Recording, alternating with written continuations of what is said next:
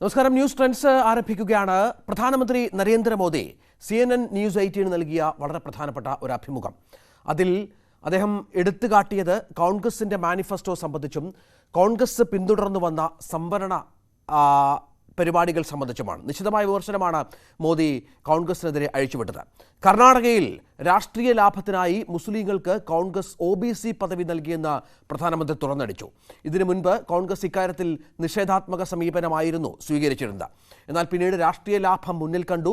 2004-ൽ കോൺഗ്രസ് അധികാരത്തിൽ തിരിച്ചെത്തിയപ്പോൾ ആന്ധ്രാപ്രദേശിലും ഇതേ നയം തുടരാൻ ശ്രമിച്ചു. അത് കോടതിയിൽ വലിയ സങ്കീർണ വിഷയമായി. കോൺഗ്രസ് പല കാലങ്ങളിൽ മതത്തിന്റെ അടിസ്ഥാനത്തിൽ വോട്ട് ബാങ്ക് രാഷ്ട്രീയം പരുവപ്പെടുത്താനാണ് ശ്രമിച്ചത്. ഇത് ജനങ്ങളും കോടതിയും പരാജയപ്പെടുത്തുകയായിരുന്നു. കോൺഗ്രസ് മുന്നോട്ട് വെക്കുന്ന ആശയം SC/ST സംവരണത്തെ വരെ അട്ടിമറിക്കുന്നതാണെന്നും പ്രധാനമന്ത്രി പറഞ്ഞു. Regarding the guarantee schemes, in Karnataka, Congress promised 5 guarantees, and they, after coming to power, they delivered that one. They, as per their promise, they are delivering that one. Now, whereas in BJP is more. In the last election, you lost there. Only 66 seats you were able to win there. BJP able to win there. Now again, Yediyurappa जी का leadership और उसका बेटा का leadership में ज़्यादा focus हो रहा है. इसका वजह से थोड़ा सा बीजेपी के अंदर भी कुछ लोग नाराज भी है उधर. वो एक्चुअली आपका मन में कर्नाटक में अभी बीजेपी कितना सीट जीत सकते हैं, क्या है? नंबर 1, कर्नाटका की जनता पश्चाताप कर रही है कि हमने इतनी बड़ी गलती कर दी, इनको बिठा दिया. तो जन समर्थन हमारा कम नहीं हुआ है, जन समर्थन हमारा बढ़ा है. लेकिन इन्होंने इतने ही कम समय में CM कौन, अभी भी वो बात सेटल नहीं हुई है. शपथ हुआ है CM का, लेकिन सेटल नहीं हुआ है. अपने आप को CM मानने वाले लोग बहुत है उसमें. अब कानून व्यवस्था देखिए, चरमरा गई है, बम ब्लास्ट हो रहे हैं, हत्याएं हो रही हैं. आर्थिक स्थिति पूरी तरह कंगालियत की स्थिति में है. वादे तो बड़े बड़े कर दिए उन्होंने, और फिर टैग लगाए, ऐसा होगा तो ये मिलेगा, वैसा होगा तो नहीं मिलेगा. मतलब आप जनता के साथ धोखा भी कर रहे हो. जब हमने कहा कि भाई हम इन लोगों को आयुष्मान कार्ड देंगे, मतलब देंगे, फिर इफ्स एंड बट लगा करके उसमें बेईमानी नहीं करनी चाहिए. अभी जब हमने कहा कि हम 70 साल से ऊपर के किसी भी वर्ग के व्यक्ति होंगे, इनको आयुष्मान कार्ड देंगे, मतलब देंगे. आप में ये हिम्मत होनी चाहिए. उन्होंने किसानों की जो योजना थी वो रद्द कर दी, किसान सम्मान निधि. कोई कारण नहीं है इस प्रकार से करने का. अब आप कोई सोच सकता है जब बेंगलुरु दुनिया में हमारा बहुत बड़ा देश की इज्जत बढ़ाने में बेंगलुरु का बहुत बड़ा रोल है. दुनिया में जब जाते हैं ना, तो बेंगलुरु कहते ही ऐसा लगता है वो जैसा परिचित है. टेक हब के रूप में जाना जाता था. आपने देखते ही देखते उसको टैंकर हब बना दिया, और टैंकर में भी माफियाशाही चल रही है. पानी के लिए लोग तरस रहे हैं. अगर ये जो हालत उन्होंने कर दी है, अब युवाओं के स्कॉलरशिप आपने संख्या भी कर दी, अमाउंट भी कम कर दी. यानी एक के बाद एक आपने ऐसे नेगेटिव काम किए हैं. जिन मुद्दों को लेकर के वोट मांगा, उन मुद्दों को आप वोट दे नहीं पा रहे हैं. अच्छा, डेप्यूटी CM वो अपने भाई के लिए वोट मांग रहे हैं, और वो खुद CM बन सके इसलिए सब खेल खेल रहे हैं. वो CM से हटे इसके लिए भी खेल खेले जा रहे हैं.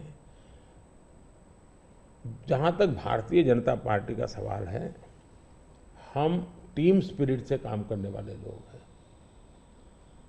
भले मेरी टीम ने मोदी को आगे किया, लेकिन मेरी पूरी टीम काम कर रही है जी.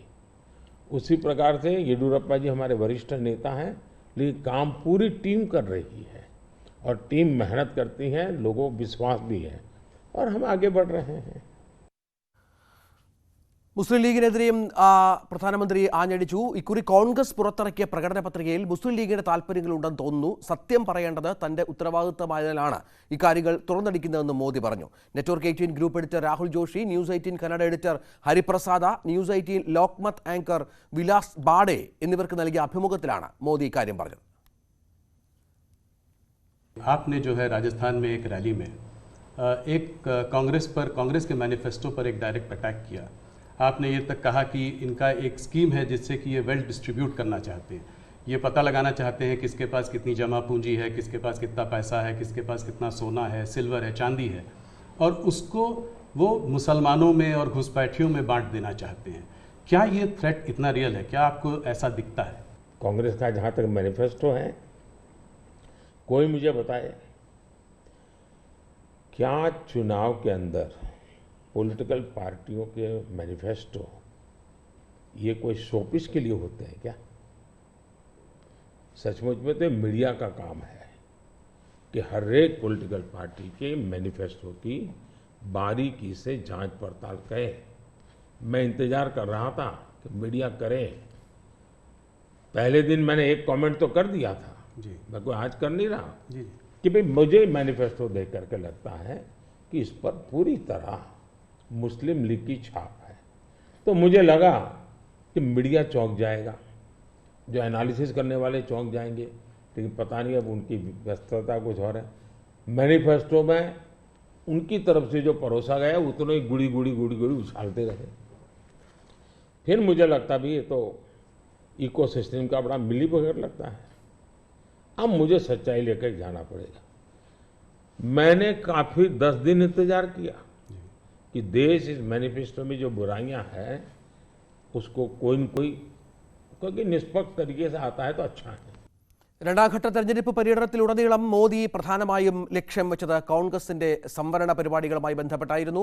ഒപ്പം രാജ്യത്തെ കോൺഗ്രസ് ആ തരത്തിൽ കൊള്ളയടിക്കുന്ന കാര്യങ്ങളും അദ്ദേഹം തുറന്നു പറഞ്ഞു. ന്യൂസ് 8 നൽകിയ അഭിമുഖത്തിലും അദ്ദേഹം പ്രധാനമായും പറഞ്ഞു വെച്ച ഇത്തരം കാര്യങ്ങളാണ്. BJP വക്താവ് ശ്രീ സന്ദീപ് വാര്യർ, കോൺഗ്രസ് നേതാവ് ദീപ്തി ബേരി വർഗീസ്, ശ്രീ NP ചേക്കുട്ടി എന്നിവർ ഈ ചർച്ചയുടെ ഭാഗമാവുകയാണ്. സന്ദീപ്, ഈ സംവരണം എന്നുള്ളത് എന്നും രാജ്യത്തെ വല്ലാതെ ബാധിച്ചിട്ടുള്ള വിഷയമാണ്. നിരവധി വാദങ്ങൾ ഇതുമായി ബന്ധപ്പെട്ട് പലപ്പോഴും സംഭവിച്ചിട്ടുണ്ട്.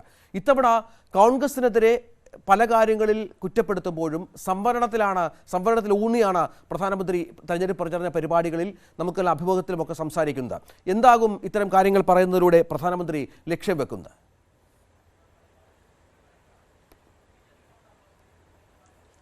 BJPയുടെ ഐഡിയോളജി, രാഷ്ട്രീയം എന്ന് പറയുന്നത് എല്ലാ കാലത്തും ഏവർക്കും തുല്യനീതി, ആരോടുമില്ല പ്രീണനം, justice for all, appeasement for none എന്ന പോളിസിയിൽ അധിഷ്ഠിതമായിട്ടാണ്.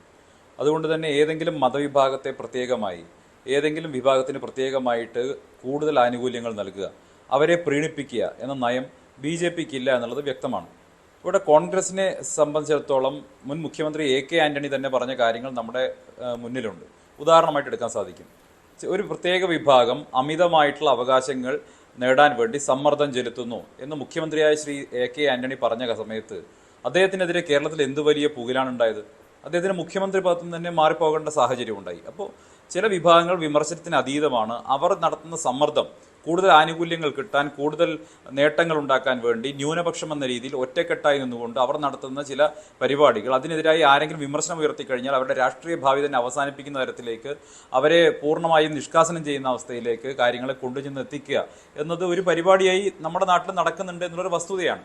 അതവിടെ ഇരിക്കുമ്പോൾ തന്നെ കോൺഗ്രസിന്റെ എക്കാലത്തെയും പോളിസി എന്ന് പറയുന്നത് ഈ മുസ്ലിം അപ്പീസ്മെന്റിൽ ഒതുങ്ങി നിൽക്കുന്നതാണ്. അത് സ്വാതന്ത്ര്യത്തിന്റെ കാലം മുതൽക്ക് തന്നെ കോൺഗ്രസിന്റെ പരിപാടി അതാണ്, മുസ്ലിം അപ്പീസ്മെന്റ്. അത് എല്ലാ കാലത്തും അവർ ചെയ്തിട്ടുണ്ട്.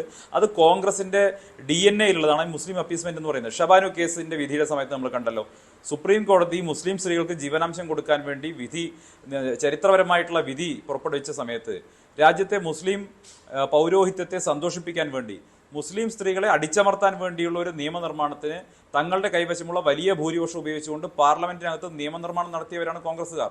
അപ്പോൾ ഷബാനു കേസിൽ മുസ്ലിം സ്ത്രീകൾക്ക് ജീവനാംശം നിഷേധിക്കാൻ വേണ്ടി ഈ രാജ്യത്തെ പ്രധാനപ്പെട്ട ഒരു വിഭാഗമായിട്ടുള്ള മുസ്ലിം സ്ത്രീകൾ എന്ന് വിളിക്കുന്ന കോടിക്കണക്കിന് വരുന്ന മുസ്ലിം സ്ത്രീകൾക്ക് അവർക്ക് തുല്യതയോടെ ജീവിക്കാനുള്ള അവകാശം നിഷേധിക്കാൻ വേണ്ടി തങ്ങളുടെ കൈവശമുള്ള വലിയ ഭൂരിപക്ഷം പാർലമെന്റിൽ ഉപയോഗിച്ച് സുപ്രീം കോടതിയുടെ വിധിയെ അട്ടിമറിക്കാൻ വരെ തയ്യാറായിട്ടുള്ള കോൺഗ്രസ് മുസ്ലിം അപ്പീസ്മെന്റ് നടത്താൻ വേണ്ടി, പ്രീണനം നടത്താൻ വേണ്ടി ഏതറ്റം വരെയും തരം താഴുമെന്ന് ചരിത്രത്തിൽ തെളിയിച്ചിട്ടുള്ള വസ്തുതയാണ്. ഒന്ന്. രണ്ട്, നേരത്തെ 2004 കോൺഗ്രസ് ആന്ധ്രാപ്രദേശിൽ അധികാരത്തിൽ വന്നപ്പോഴും പിന്നീട് കർണാടകയിൽ വന്നപ്പോഴും ഒക്കെ ഭരണഘടനാ വിരുദ്ധമായി മുസ്ലിങ്ങൾക്ക് സംവരണം നൽകാൻ വേണ്ടിയുള്ള നീക്കങ്ങൾ നടത്തി. അങ്ങനെ മുസ്ലിങ്ങൾക്ക് സംവരണം നടത്താൻ വേണ്ടിയുള്ള നീക്കങ്ങൾ നടത്തിയ സമയത്ത് ഹൈക്കോടതിയുടെ ഉത്തരവ് വന്ന് ഹൈക്കോടതിയാണ് തടഞ്ഞത്. ഇപ്പോൾ രാജ്യത്ത് സുപ്രീം കോടതിയുടെ പരിഗണനയിൽ, ഭരണഘടനാ ബെഞ്ചിന്റെ പരിഗണനയിൽ ആ വിഷയം ഇരിക്കുകയാണ്. നോക്കൂ, മുസ്ലിങ്ങൾക്ക് സംവരണം കൊടുക്കാൻ വേണ്ടി, മുസ്ലിങ്ങൾക്ക് ആനുകൂല്യങ്ങൾ നൽകാൻ വേണ്ടി കോൺഗ്രസ് ഒരു നറേറ്റീവ് സൃഷ്ടിക്കും. എങ്ങനെയാണ്? മുസ്ലിങ്ങളുടെ പിന്നോക്കാവസ്ഥയെക്കുറിച്ച് മാത്രം പഠിക്കാൻ വേണ്ടി ഒരു കമ്മിറ്റിയെ നിയോഗിക്കുന്നു. ആ കമ്മിറ്റിയുടെ റിപ്പോർട്ടിൽ സ്വാഭാവികമായിട്ടും മുസ്ലിങ്ങളുടെ പിന്നോക്കാവസ്ഥയെക്കുറിച്ച് മാത്രം പഠിക്കുമ്പോൾ അത് മാത്രമാണ് പുറത്തു വരിക. അങ്ങനെ മുസ്ലിങ്ങളൊക്കെ പിന്നോക്കാവസ്ഥയിലാണ് എന്നൊരു നറേറ്റീവ് ബോധപൂർവ്വം സൃഷ്ടിക്കുകയും അങ്ങനെ പിന്നോക്കാവസ്ഥയിലായ മുസ്ലിങ്ങളെ സഹായിക്കാൻ വേണ്ടി കൂടുതൽ സഹായം കൊടുക്കേണ്ടതുണ്ട് എന്നൊരു നറേറ്റീവ് സൃഷ്ടിക്കുകയും അതിന്റെ ഭാഗമായിട്ട് കേരളത്തിൽ പാലൊളി കമ്മീഷൻ ഉണ്ടാവുകയും അങ്ങനെ മുസ്ലിങ്ങളൊക്കെ ഹിന്ദുക്കളിലെ പട്ടികജാതി പട്ടികവർഗ വിഭാഗങ്ങളെക്കാൾ, ദളിത് ആദിവാസി വിഭാഗങ്ങളെക്കാൾ പുറകിലാണ് എന്ന വ്യാജമായിട്ടുള്ള ഒരു നറേറ്റീവ്, ഒരു ആഖ്യാനം രാജ്യത്ത് ഉണ്ടാക്കിയെടുക്കുകയും അതിന്റെ പേരിൽ രാജ്യത്തിന്റെ റിസോഴ്സുകളിലെ ആദ്യാവകാശികൾ മുസ്ലിങ്ങളാണ് എന്ന് കോൺഗ്രസ് പറയുകയും ചെയ്തു. ഇവിടെയാണ് വലിയ പ്രശ്നമുള്ളത്. രാജ്യത്തെ റിസോഴ്സിന്റെ ആദ്യാവകാശികൾ പാവങ്ങളാണ് എന്നല്ല കോൺഗ്രസ് പറഞ്ഞത്, സമൂഹത്തിൽ സാമ്പത്തികമായി പിന്നോക്കം നിൽക്കുന്നവരാണ് എന്നല്ല കോൺഗ്രസ് പറഞ്ഞത്, മറിച്ച് രാജ്യത്തിന്റെ സമ്പത്തിന്റെ ആദ്യാവകാശികൾ പർട്ടിക്കുലർലി മുസ്ലിംസ് എന്ന് പലതവണ എടുത്തു പറഞ്ഞു. ഇതൊക്കെ സൂചിപ്പിക്കുന്നത് കോൺഗ്രസ് സംഘടിത ന്യൂനപക്ഷം എന്ന രീതിക്ക് മുസ്ലിങ്ങളുടെ 25-30% വരുന്ന മുസ്ലിങ്ങളുടെ വോട്ട് വാങ്ങി സ്ഥിരമായി ജയിക്കാനുള്ള ഒരു പൊളിറ്റിക്കൽ സ്ട്രാറ്റജി അവരെടുത്തിട്ടുണ്ട്. അതിനുവേണ്ടി അവർ മുസ്ലിങ്ങളെ പ്രീണിപ്പിച്ചുകൊണ്ടിരിക്കുന്നു. അത് കാലങ്ങളായി തുടരുന്ന കാര്യമാണ്. ഇത് രാജ്യത്തെ ജനങ്ങൾക്ക് ബോധ്യമുണ്ട്. ഈ സത്യമാണ് പ്രധാനമന്ത്രി തുറന്നു പറഞ്ഞിട്ടുള്ളത്. ഇതെവിടെയും നിഷേധിക്കാൻ സാധ്യമായിട്ടുള്ള കാര്യമല്ല. കോൺഗ്രസ് അതിന്റെ മാനിഫെസ്റ്റോയിൽ മുസ്ലിം സമുദായത്തിന്റെ പിന്നോക്കാവസ്ഥയെ കുറിച്ച് പഠിക്കാൻ ഒരു സമിതിയെ വെച്ചാൽ അതിലെന്താണ് തെറ്റ്? അത് അങ്ങനെ ആ സമുദായം പിന്നോക്കാവസ്ഥയിലാണെങ്കിൽ, അവരുടെ ജീവിത നിലവാരം താഴ്ന്ന രീതിയിലാണെങ്കിൽ, അവരെ ഈ നമ്മുടെ സമൂഹത്തിനൊപ്പം ജീവിപ്പിക്കുന്ന രീതിയിലേക്ക്, ഉള്ളവരെ ജീവിപ്പിക്കുന്ന രീതിയിലേക്ക് എത്തിക്കുന്നതിന് ഒരു സർക്കാർ നടപടിയെടുത്താൽ എന്താണ് തെറ്റ്? കോൺഗ്രസ് അങ്ങനെ ഒരു രീതി നടത്തിയാൽ, നമുക്കറിയാം ഇവിടെ OBC സംവരണമൊക്കെ ഉണ്ട്, ഒരുപാട് സംവരണ ആനുകൂല്യം കിട്ടുന്നവരുണ്ട്. ആ തരത്തിൽ ആ സമുദായത്തിലും അങ്ങനെ പിന്നോക്കാവസ്ഥയിലുള്ള നിരവധി ആളുകളുണ്ടെന്ന് നമുക്കറിയാം. അവരെ മുഖ്യധാരയിലേക്ക് കൊണ്ടുവരാൻ, അല്ലെങ്കിൽ അവർക്ക് ഈ സമൂഹത്തിൽ അന്തസ്സായി ജീവിക്കാനുള്ള സംവിധാനം ഒരുക്കിയാൽ എന്താണ് തെറ്റ്? അവരും നമ്മുടെ ഇടയിൽ ജീവിക്കുന്ന സമുദായമാണല്ലോ. അല്ല, അതിലൊരു തെറ്റുണ്ട്, അതിലൊരു ഭരണഘടനാ വിരുദ്ധതയുണ്ട്. രാജ്യത്തെ ഭരണഘടനാ ശില്പികൾ സംവരണം വിഭാവനം ചെയ്തിട്ടുള്ളത് ചരിത്രപരമായ കാരണങ്ങളാൽ പിന്നോക്കാവസ്ഥ അനുഭവിക്കുന്ന പട്ടികജാതി പട്ടികവർഗ വിഭാഗങ്ങൾക്ക് വേണ്ടിയിട്ടാണ്. അവരുടെ പിന്നോക്കാവസ്ഥയ്ക്ക് ചരിത്രപരമായിട്ടുള്ള കാരണങ്ങളുണ്ട്. അവർ അടിച്ചമർത്തപ്പെട്ടവരാണ്.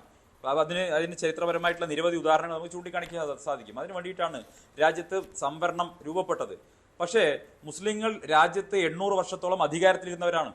രാജ്യത്ത് അധികാരത്തിലിരുന്ന ഒരു വർഗം ഇവിടെ പിന്നോക്കാവസ്ഥയിലാണെന്ന് ബോധപൂർവമായ വ്യാജമായിട്ടുള്ള നറേറ്റീവ് ഉണ്ടാക്കി. അതാണ് പ്രശ്നം എന്ന് പറയുന്നത്. രാജ്യത്ത് മുസ്ലിങ്ങൾക്ക് പിന്നോക്കാവസ്ഥയുണ്ടെങ്കിൽ അത് രാജ്യത്ത് മറ്റെല്ലാ വിഭാഗങ്ങൾക്കുള്ള പിന്നോക്കാവസ്ഥ മാത്രമേ ഉള്ളൂ. റോഡില്ല. ആ റോഡില്ലാത്തതിന്റെ പ്രശ്നം രാജ്യത്ത് ഹിന്ദുവിനും മുസ്ലിമിനും ക്രിസ്ത്യാനിക്കും, മതമുള്ളവനും മതമില്ലാത്തവനും ഉണ്ട്. രാജ്യത്ത് ദാരിദ്ര്യമുണ്ട്, അതല്ലെങ്കിൽ പട്ടിണിയുണ്ട്. അത് രാജ്യത്തെ ഹിന്ദുക്കളിൽ ഭൂരിപക്ഷത്തെ ഹിന്ദുക്കൾക്കുണ്ട്, ക്രിസ്ത്യാനികൾക്കുണ്ട്, സിഖുകാർക്കുണ്ട്, ജൈനന്മാർക്കുണ്ട്. അതൊക്കെ തന്നെ മുസ്ലിങ്ങൾക്കും ഉള്ളൂ. അല്ലാതെ മുസ്ലിങ്ങൾക്ക് മാത്രമായിട്ടൊരു പിന്നോക്കാവസ്ഥ ഇല്ല. ചരിത്രപരമായ കാരണത്താൽ ഒട്ടുമില്ല.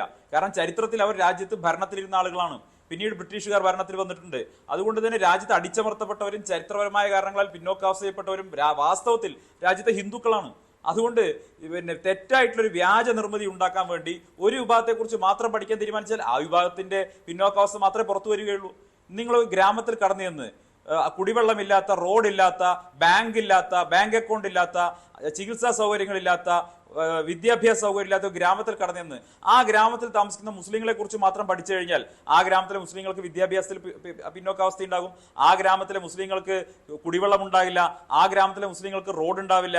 ആ ഗ്രാമത്തിലെ മുസ്ലിങ്ങൾക്ക് വൈദ്യുതി ഉണ്ടാവില്ല. സ്വാഭാവികമാണ്. പക്ഷെ നിങ്ങൾ ആ ഗ്രാമത്തിൽ തന്നെ താമസിക്കുന്ന ഹിന്ദുവിനെ കുറിച്ചോ ക്രിസ്ത്യാനിയെ കുറിച്ചോ പഠിച്ചു കഴിഞ്ഞാലല്ലേ ഇത് എല്ലാവർക്കുമുള്ള പിന്നോക്കാവസ്ഥയാണ് എന്ന് ബോധ്യപ്പെട്ടു. അപ്പൊ വ്യാജമായിട്ടുള്ള ഒരു നറേറ്റീവ് സൃഷ്ടിക്കാൻ വേണ്ടി ബോധപൂർവ്വം ഉണ്ടാക്കിയിട്ടുള്ള കമ്മീഷനായിരുന്നു സച്ചാർ കമ്മീഷൻ.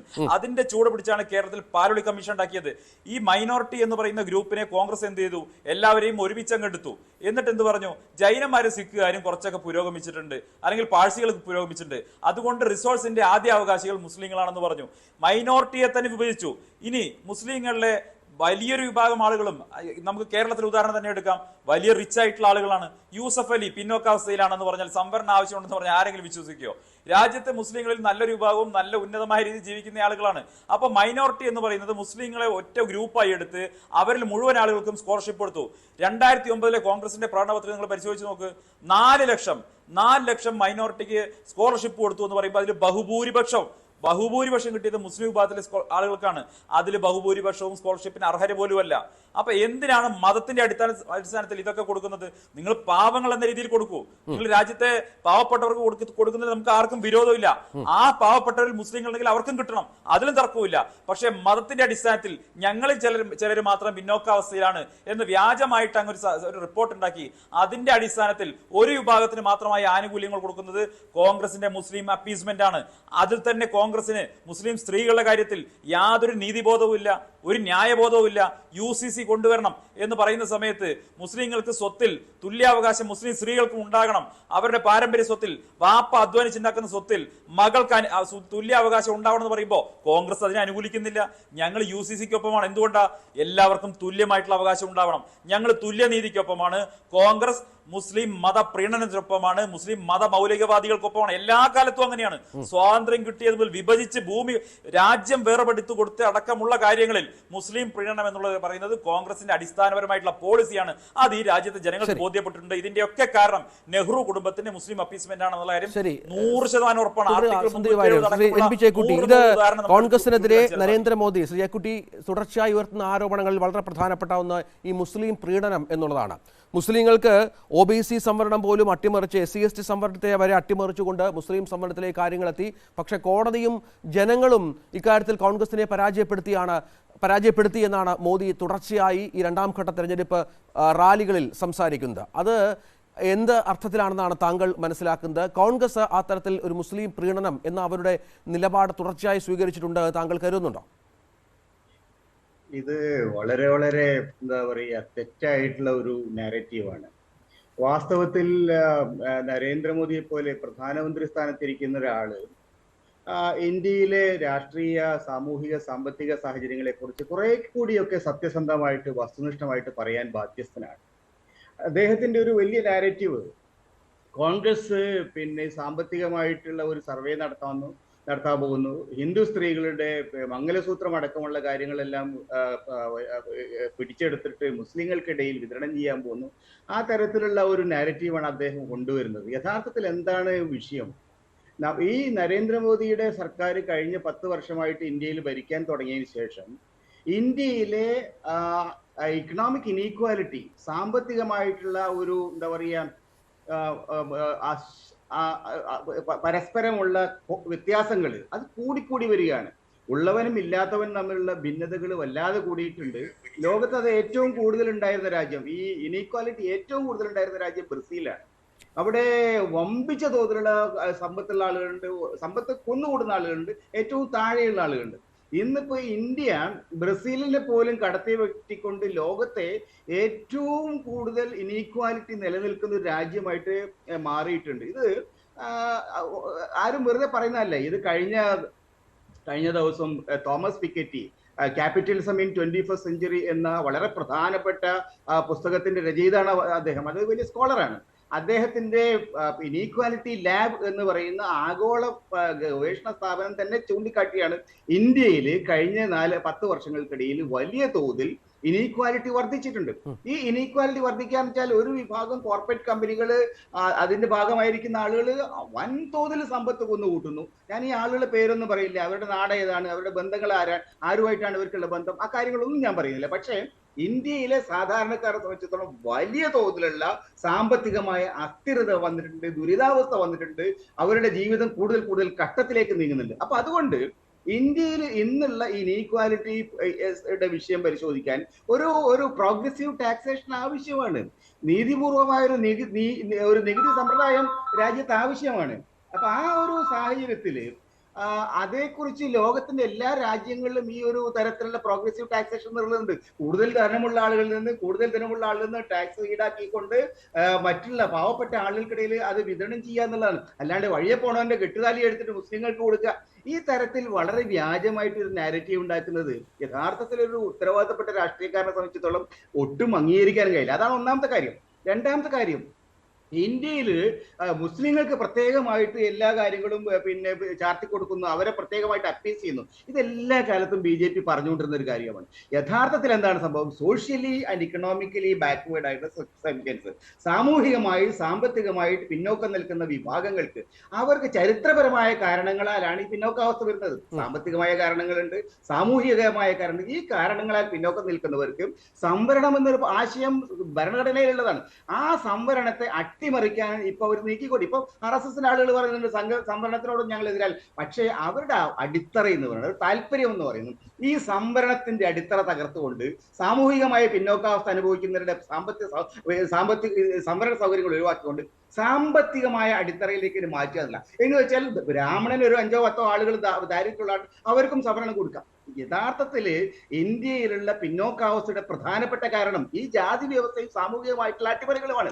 ഈ സാമൂഹികമായ അട്ടിമറികൾ, ജാതി വ്യവസ്ഥയുടെ ഈ അതിഭീകരമായ പീഡനം, ഇതിനെയെല്ലാം മറച്ചു വെച്ചുകൊണ്ട് ഒരു ഇസ്ലാമികമായ ഒരു ഉമ്മാക്കി വെച്ചുകൊണ്ട് രാജ്യത്തെ മഹാഭൂരിപക്ഷം കിട്ടാൻ ജനങ്ങൾക്ക് കിട്ടേണ്ട, പിന്നോക്കക്കാർക്ക് കിട്ടേണ്ട, ദളിതർക്ക് കിട്ടേണ്ട, അതേപോലെ ഏറ്റവും അവശ നിലയിൽ നിൽക്കുന്ന ജനങ്ങൾക്ക് കിട്ടേണ്ട ഈ അവകാശങ്ങളെ അട്ടിമറിക്കാനുള്ള നീക്കമാണ് BJP നടത്തിക്കൊണ്ടിരിക്കുന്നത്. ഇത് ഒരു സംഘപരിവാര അജണ്ടയാണ്, ഇതൊരു ഹിന്ദുത്വ അജണ്ടയാണ്, ഇത് ഒരു മനുസ്മൃതിയുടെ അജണ്ടയാണ്. ഈ അജണ്ടയെ മുന്നോട്ട് വെക്കാൻ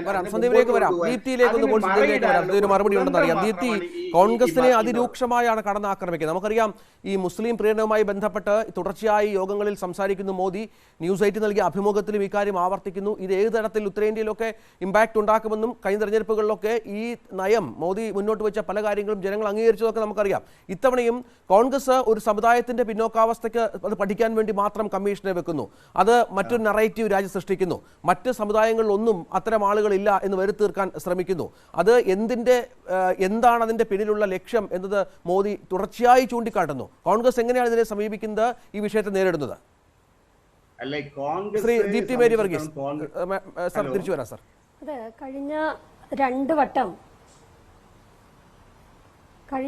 വട്ടം തെരഞ്ഞെടുപ്പ് നരേന്ദ്രമോദി അധികാരത്തിൽ വരുന്നു, അല്ലെങ്കിൽ BJP അധികാരത്തിൽ വരുന്നു. അന്ന് ഏത് തരത്തിലാണോ തെരഞ്ഞെടുപ്പുകളെ നേരിട്ടത് അതിൽ നിന്ന് എത്രയോ വ്യത്യസ്തമായിട്ടാണ് ഇത്തവണ BJP നേരിടുന്നത്. കാരണം ഇപ്രാവശ്യം BJPയുടെ തുടക്കം മുതൽ നമുക്ക് മനസ്സിലാക്കാൻ കഴിയുന്നത് അവർ തെരഞ്ഞെടുപ്പുകളിൽ നടത്തിയ പ്രസംഗങ്ങളെല്ലാം അനാലിസ് ചെയ്യുമ്പോൾ മനസ്സിലാവുന്നത് അവരെ ഒരു ഭയം ബാധിച്ചിരിക്കുന്നു. വല്ലാത്ത ആശങ്കയിലാണ് BJP ഇന്ന് രാജ്യത്തുള്ളത്. അതുകൊണ്ട് തന്നെ തെരഞ്ഞെടുപ്പിൽ പറഞ്ഞ നറേറ്റീവ്സ് ഒന്നുമല്ല പിന്നീട് അങ്ങോട്ട് പോകുമ്പോൾ നമ്മൾ കാണുന്നത്. ഇപ്പോൾ നോക്കൂ, ഇപ്പോൾ എത്രയോ പ്രസംഗങ്ങൾ, ഇപ്പോൾ കഴിഞ്ഞ കുറെ BJP നേതാക്കന്മാരുടെ പ്രസംഗങ്ങൾ എടുത്തു നോക്കിക്കഴിഞ്ഞാൽ അവരിപ്പോ തുടക്കത്തിൽ പറഞ്ഞ പോലെ അയോധ്യ ക്ഷേത്രമോ അത്തരത്തിലുള്ള കാര്യങ്ങൾ, പശുവോ അതൊന്നുമല്ല ഇപ്പൊ പറയുന്നത് കോൺഗ്രസിന്റെ പ്രകടന പത്രികയെ ഡിഫെൻഡ് ചെയ്യേണ്ട ഒരു സാഹചര്യത്തിലേക്ക് BJP വന്നിരിക്കുന്നു. അപ്പോ എല്ലാം പറയുന്നു. തുടക്കത്തിൽ എന്താണ് പറയുന്നത്? ഇപ്പൊ ഒരു 2 തെരഞ്ഞെടുപ്പ് മുമ്പ് BJP പറഞ്ഞിരിക്കുന്നത് നേഷൻ ഫസ്റ്റ് എന്നുള്ളതാണ്, രാജ്യമാണ് പ്രധാനം എന്നുള്ളതാണെങ്കിൽ ഈ തെരഞ്ഞെടുപ്പിൽ വന്നിരിക്കുന്ന വലിയൊരു മാറ്റം എന്ന് പറയുന്നത് മോദിയാണ് പ്രധാനം എന്നുള്ളതാണ്. രാജ്യത്തെ പറ്റിയൊന്നുമല്ല ഇപ്പൊ പറയുന്നത്. പിന്നെ മോദിയുടെ ഗ്യാരണ്ടി എന്നാണ് പറയുന്നത്. അപ്പോൾ ഒരു സെൽഫ് സെന്റേർഡ് ആയിട്ട് തെരഞ്ഞെടുപ്പിനെ നേരിടുന്ന ഒരു സാഹചര്യമാണ് BJPയെ സംബന്ധിച്ചുള്ളത്. അതിൽ തന്നെ BJPയുടെ അജണ്ട എന്താണ് എന്നുള്ളത് പറയുന്നതിനേക്കാൾ അധികം കോൺഗ്രസിന്റെ പ്രകടന പത്രികയെ ഡിഫെൻഡ് ചെയ്യേണ്ടി വന്ന സാഹചര്യം എന്ന് പറഞ്ഞാൽ ലോകത്തിലെ ഏറ്റവും വലിയ 5 സാമ്പത്തിക ശക്തികളിൽ ഒന്നാക്കി മാറ്റുമെന്ന് BJP തുടക്കത്തിൽ പറഞ്ഞെങ്കിൽ ഇപ്പോൾ അവസാനം വരെ അത് പറയാൻ തയ്യാറാകുന്നില്ല. അതിന്റെ കാരണം കോൺഗ്രസിന്റെ പ്രകടന പത്രികയിൽ ഏറ്റവും അധികം ഊന്നി പറഞ്ഞിരിക്കുന്നത് സാധാരണക്കാരന്റെ പ്രശ്നമാണ്, കർഷകന്റെ പ്രശ്നമാണ്, തൊഴിലാളിയുടെ പ്രശ്നമാണ്, യുവജനങ്ങളുടെ പ്രശ്നമാണ്, സ്ത്രീകളുടെ പ്രശ്നമാണ്. അപ്പോൾ ഞാൻ ചോദിച്ചോട്ടെ, തുടക്കത്തിൽ BJP പറഞ്ഞല്ലോ സ്ത്രീ ശാക്തീകരണത്തെക്കുറിച്ച് പറഞ്ഞു, ഇപ്പോ പറയുന്നില്ലല്ലോ. ഇപ്പോ ഈ തെരഞ്ഞെടുപ്പിൽ സ്ഥാനാർത്ഥികളെ കുറിച്ച് പറയുമ്പോൾ അല്ലെങ്കിൽ അവരെ പ്രഖ്യാപിക്കുന്ന സമയത്ത് പറയുന്നില്ല. ഇപ്പൊ നരേന്ദ്രമോദിയുടെ ഒരു പ്രസംഗത്തിലും പറയുന്നില്ല. തൃശ്ശൂർ വന്നു അതിശക്തമായി സ്ത്രീ ശാക്തീകരണം, നാരി ശക്തി എന്നൊക്കെ പറഞ്ഞതാ. ഇപ്പൊ അതൊന്നും പറയുന്നില്ല. ഇപ്പൊ എന്താ പറയുന്നത്? ഇപ്പോ തികഞ്ഞ വർഗീയത, തീർത്തും വർഗീയത മാത്രമാണ്. ഇപ്പൊ രാജസ്ഥാനിലെ പ്രസംഗമായാലും കർണാടകയിൽ നടത്തിയ പ്രസംഗമായാലും വർഗീയതയിലേക്ക് കൊണ്ടുവരുന്നു. രാഹുൽ ഗാന്ധിയുടെ നിയോജക മണ്ഡലമായ വയനാട്, അവിടെ കൊടി രാഷ്ട്രീയത്തിലേക്ക് കൊണ്ടുവരുന്നു. അപ്പൊ കഴിഞ്ഞ തവണയും ഇവര് വളരെ മോശമായ രീതിയിൽ പച്ച നുണ പറഞ്ഞ് വടക്കേ ഇന്ത്യൻ സംസ്ഥാനങ്ങളിൽ പ്രചരണം നടത്തിയത് BJP ആണ്. ഞാൻ ചോദിച്ചോട്ടെ, ലീഗിന്റെ കൊടി കാണുമ്പോ അത് പാകിസ്ഥാന്റെ കൊടിയാണെന്ന പച്ച നുണ, പച്ച വർഗീയതയും പച്ച ദേശസ്നേഹം എന്ന് പറഞ്ഞുകൊണ്ട് പച്ച കള്ളത്തരം പറയുകയും ചെയ്ത് പ്രചരണം നടത്തിയ ഒരു രാഷ്ട്രീയ പ്രസ്ഥാനമാണ് BJP. പ്രചരണത്തിൽ കോൺഗ്രസിന് രാഹുൽ ഗാന്ധി വയനാട്ടിൽ വന്നപ്പോൾ കൊടി ഉയർത്താൻ പോലും പറ്റിയില്ല എന്നുള്ളത് വലിയൊരു പ്രശ്നമായി അവതരിപ്പിക്കപ്പെട്ടതാണ്. പിന്നീട് ദീപ്തി, കോൺഗ്രസ് പോലും അക്കാര്യത്തിൽ ലീഡ് പോകുന്ന സാഹചര്യം ഉണ്ടായി. നമ്മുടെ ചർച്ച അതല്ല എങ്കിൽ പോലും ഞാൻ പറഞ്ഞാണ്. അല്ല, അത് വരട്ടെ. അല്ല, ഇത് ഞാൻ പറയട്ടെ, നമ്മളൊരു തെരഞ്ഞെടുപ്പിനെയാണ് നേരിടുന്നത്. പച്ചക്കള്ളം പറയുന്ന ഒരു രാഷ്ട്രീയ പ്രസ്ഥാനമാണ് ഇന്ന് രാജ്യം ഭരിക്കുന്നത്. അതിന്റെ ഏറ്റവും വലിയ ഉദാഹരണമാണ് ഡോക്ടർ മൻമോഹൻ സിംഗിനെ കുറിച്ച് കഴിഞ്ഞ ദിവസം നരേന്ദ്രമോദി പറഞ്ഞത്. മറ്റൊന്നും ഈ രാജ്യത്ത് പറയാനില്ല. എന്തുകൊണ്ടാണ് അവർ ഈ രാജ്യത്ത് തൊഴിലില്ലാത്തവരെ കുറിച്ച് അഡ്രസ് ചെയ്യാത്തത്? എന്തുകൊണ്ടാണ് ചെറുപ്പക്കാരെ കുറിച്ച് പറയാത്തത്? എന്തുകൊണ്ടാണ് നേരത്തെ ഞാൻ പറഞ്ഞ പോലെ സ്ത്രീകളെ കുറിച്ച് പറയാത്തത്? ഈ രാജ്യത്ത് വിലക്കയറ്റമില്ലേ? സാധാരണക്കാരൻ, ഞാൻ ചോദിക്കുന്ന, വലിയ സാമ്പത്തിക ശക്തിയാകുമെന്ന് BJP വീമ്പിളക്കുമ്പോഴും ഇവിടെ സാധാരണക്കാരന്റെ അടുപ്പിൽ തീയെരിയുന്നുണ്ടോ, കഞ്ഞി വെക്കാൻ വകയുണ്ടോ എന്നുള്ള ചോദ്യത്തിലേക്ക് രാജ്യം പോയിരിക്കുന്നു. ഇവിടെ പറയുന്ന പോലെ സംവരണം എന്ന പ്രശ്നം അതൊന്നുമല്ല ഇന്ന് രാജ്യത്ത് ഏറ്റവും അധികം ചർച്ച ചെയ്യേണ്ടത്. രാജ്യത്ത് ഇന്ന് ജനങ്ങളുടെ അടിസ്ഥാന പ്രശ്നങ്ങൾ, വിലക്കയറ്റം, ഇത്തരം കാര്യങ്ങളിലേക്ക് ചർച്ച പോയിരിക്കുന്നു. ഈ തെരഞ്ഞെടുപ്പ് ചർച്ച അത്തരത്തിൽ പോയതുകൊണ്ടും കോൺഗ്രസിന്റെ പ്രകടന പത്രിക ജനങ്ങളുടെ വിഷയത്തിന് കൂടുതൽ ഊന്നൽ നൽകിയതുകൊണ്ടും നരേന്ദ്രമോദിക്ക് അതിനെ അഡ്രസ് ചെയ്യേണ്ടതായിട്ട് വന്നു. സത്യത്തിൽ പ്രതിപക്ഷം കൊണ്ടുവന്ന അജണ്ടയിലേക്ക് പ്രധാനമന്ത്രി വരുന്ന ഒരു സാഹചര്യമാണുള്ളത്. അങ്ങനെ വന്നു കഴിഞ്ഞപ്പോൾ, ഉത്തരം മുട്ടിക്കഴിഞ്ഞപ്പോൾ ഇപ്പോൾ പച്ചവർഗീയത പറയുകയാണ്. ഇവിടെ മുസ്ലിം, ഇപ്പോ ഞാന് BJPയുടെ പ്രതിനിധി പറയുന്ന പൂർണ്ണമായിട്ട് കേൾക്കാൻ കഴിഞ്ഞില്ല. എങ്കിൽ ഞാൻ മനസ്സിലാക്കുന്നത് മുസ്ലിങ്ങളെ കുറിച്ച് വലിയ സ്നേഹത്തോടെ സംസാരിക്കുകയാണ്. അങ്ങനെയാണെങ്കിൽ ഈ രാജ്യത്ത് കഴിഞ്ഞ 10 വർഷമായിട്ട് സംഭവിച്ചത് എന്തൊക്കെയാണ്? ഇപ്പോഴും മട്ടൺ തിന്നുന്നതിനെ കുറിച്ചാണ് ഇവിടെ ചർച്ച ചെയ്യുന്നത്. രാഹുൽ ഗാന്ധി മട്ടൺ തിന്നുന്നു, രാഹുൽ ഗാന്ധി മീൻ കഴിക്കുന്നു. ഇതൊക്കെയാണ് രാജ്യത്ത് ചർച്ച ചെയ്യണമെന്ന് BJP ആഗ്രഹിക്കുന്നത്. ഇവിടെ എത്രയോ പേര്, നമ്മൾ അതൊന്നും ഇപ്പം ഈ തെരഞ്ഞെടുപ്പിലൊന്നും നമ്മൾ ചർച്ച ചെയ്യപ്പെട്ടില്ല. എത്രയോ ആളുകളെ ആൾക്കൂട്ട കൊലപാതകം ചെയ്തത് എന്തിന്റെ പേരിലാണ്? ജാതിയുടെ പേരിൽ ഇപ്പോഴും നടക്കുകയല്ലേ? ഇപ്പോഴും ന്യൂനപക്ഷങ്ങൾക്കെതിരെ എത്ര വലിയ അതിക്രമങ്ങളാണ് പ്രത്യേകിച്ച് BJP ഭരിക്കുന്ന സംസ്ഥാനങ്ങളിൽ നടക്കുന്നത്. പള്ളികൾ ആക്രമിക്കുന്നു, ദേവാലയങ്ങളിൽ ആരാധന നടത്താൻ സമ്മതിക്കുന്നില്ല, മുസ്ലിം സമുദായത്തിൽപ്പെട്ടവരെ ആക്രമിക്കുന്നു. മുസ്ലിം സമുദായത്തിന്റെ പേര് പറഞ്ഞുകൊണ്ട് ഭരണഘടനാ വിരുദ്ധമായിട്ട് ഒരു നിയമം കൊണ്ടുവരാൻ BJP തയ്യാറാകുന്നു. പിന്നെ ഇവിടെ പറഞ്ഞ പോലെ OBC എന്ന് പറയുന്നതിന്റെ അകത്ത് മുസ്ലിങ്ങൾ മാത്രമല്ലല്ലോ ഉള്ളത്. അതിന്റെ അകത്ത് ഈഴവ സമുദായത്തിൽപ്പെട്ടവരുണ്ടല്ലോ. എന്തുകൊണ്ടാണ് ജാതി സെൻസസ് നടത്താൻ ഈ ഗവൺമെന്റ് തയ്യാറാകാത്തത്? എന്താണ് അതിനെക്കുറിച്ച് പറയാത്തത്? അപ്പോൾ അത്തരം കാര്യങ്ങളൊന്നും ചർച്ച ചെയ്യാതെ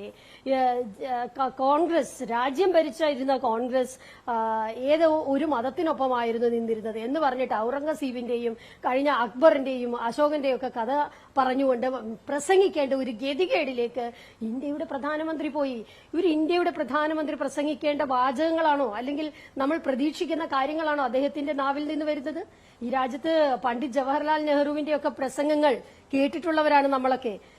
ഒരു തെരഞ്ഞെടുപ്പിൽ പ്രധാനമന്ത്രിയായിരിക്കുമ്പോൾ രാജീവ് ഗാന്ധിയും ഇന്ദിരാഗാന്ധിയും ഒക്കെ പ്രസംഗിച്ചിരുന്നത്, നരസിംഹറാവു പ്രസംഗിച്ചിരുന്നത്, ലാൽ ബഹദൂർ ശാസ്ത്രി പ്രസംഗിച്ചിരുന്നത്, ഈ പ്രസംഗങ്ങളൊക്കെ കേട്ടിട്ടുണ്ട്. ഇതുപോലെ പച്ച വർഗീയത പറഞ്ഞ് ഒരു തെരഞ്ഞെടുപ്പിനെ നേരിട്ട് ഏതെങ്കിലും പ്രധാനമന്ത്രിമാർ രാജ്യത്തിന്റെ സന്ദീപ് അതിന് മറുപടി വേണം. ഒപ്പം ഒരു പ്രധാനമന്ത്രിയെപ്പോൾ ഒരാൾ കൂടുതൽ ഊന്നൽ നൽകേണ്ട സബ്ജക്ട് ഈ സംവരണമാണോ, മുസ്ലിം പ്രീണനമാണോ കോൺഗ്രസിന്റെ എന്നുള്ളത് ഒരു പ്രധാനപ്പെട്ട ചോദ്യമാണ്. മറ്റെന്തൊക്കെ കാര്യങ്ങൾ പ്രധാനമന്ത്രിക്ക് സംസാരിക്കേണ്ടതുണ്ട്? എന്തുകൊണ്ടാണ് ഈ രണ്ടാം ഘട്ടത്തിൽ ഇത്തരം കാര്യങ്ങളിൽ, ഇപ്പോൾ രാജസ്ഥാനിലായാലും പിന്നീട് ഇപ്പോൾ കർണാടകയിലായാലും ഒക്കെയുള്ള തെരഞ്ഞെടുപ്പുകൾ, ഇത്തരം കാര്യങ്ങൾ ഊന്നിക്കൊണ്ട് പ്രധാനമന്ത്രി പ്രസംഗിക്കുന്നത് അതെന്തെങ്കിലും അജണ്ട മുന്നിൽ വെച്ചാണോ, അല്ലെങ്കിൽ നേരത്തെ ദീപ്തി പറഞ്ഞതുപോലെ മറ്റ് വിഷയങ്ങളിലേക്ക് കൂടുതൽ കടക്കാത്തതിന്റെ കാരണം ഏതെങ്കിലും തരത്തിലൊരു ആശങ്ക BJPക്ക് ഉള്ളതുകൊണ്ടാണോ എന്ന് ചോദിക്കുകയായിരുന്നു.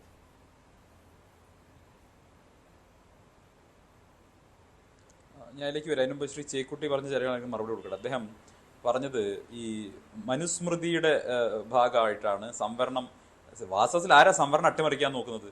ഈ രാജ്യത്ത് സംവരണം അട്ടിമറിക്കാൻ വേണ്ടി കോൺഗ്രസ് നോക്കിയതൊക്കെ മുസ്ലിം വിഭാഗത്തെ പ്രീണിപ്പിക്കാൻ വേണ്ടിയിട്ടാണ്. ഉദാഹരണം അലിഗഡ് മുസ്ലിം യൂണിവേഴ്സിറ്റിക്ക് മൈനോറിറ്റി പദവി കൊടുത്തുകൊണ്ട് ആ മൈനോറിറ്റി പദവിയുള്ള ഇൻസ്റ്റിറ്റ്യൂഷൻസുകളിൽ നിന്ന് SC/ST സംവരണം അട്ടിമറിച്ചത് കോൺഗ്രസ് ആണ്.